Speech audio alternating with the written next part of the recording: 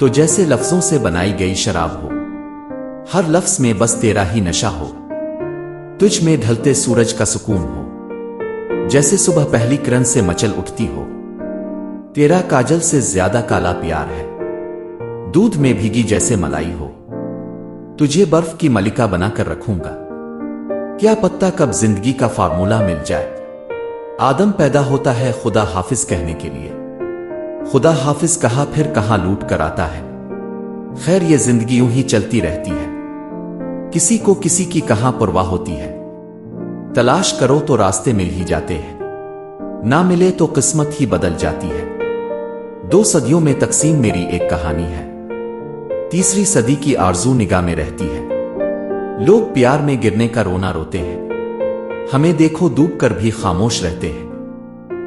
मेरी सांसों ने मुझसे खा देख, बगैर पानी के कुश्ती चल नहीं सकती। कोई गम ऐसा ना मिला कि आंसू निकल आए, बस एक तेरा गम जिसमें हम रोज नाए। जिसे याद करो वो कहां आते हैं, बिला वजह गुमान में किसी को लाना पड़ा। दस्तक हुई तो किसी का गुमान हुआ, और बेवजह उठकर जाना पड़ा।